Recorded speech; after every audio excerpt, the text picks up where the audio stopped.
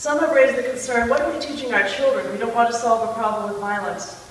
We can teach our children that nature is a complicated, delicately balanced system which humans have disrupted. If we do nothing about this imbalance, the consequence will be degradation of our natural areas, and many plants and animals will die for want of habitat. Or we can assume the role of deer predator and try to restore the balance. Nature is not a Disney movie where everyone lives happily ever after. Our children should understand this if they are to be effective stewards of the land. In other areas where deer calls and hunting have been implemented, they've repeated the calls year after year after year in an effort to reduce deer numbers.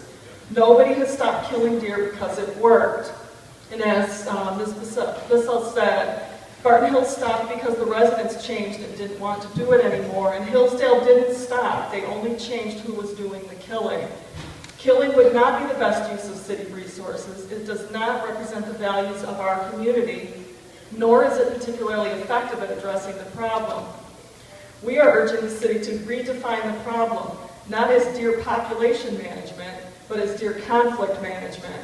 Non-lethal methods of managing deer-human conflicts are safer, more effective, and more humane than lethal methods. Trap and/or destroy or relocate rodents, raccoons, skunks, possums, moles, gophers. Why not deer? Deer have no predators except cars, trucks, and buses in Ann Arbor. Ann Arbor is not an environment for large-scale animals that are not on a leash. While we don't have measured yet the deer impacts on the natural areas, the evidence is overwhelming from many similar locations over many years that are now 20-plus long.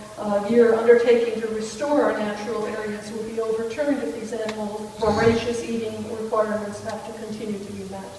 We need this diversity of species. We need this ecological balance. And finally, the damage to our landscape gardens, the intrusion of deer in private spaces, is relentless, it's costly, it's very disturbing to people.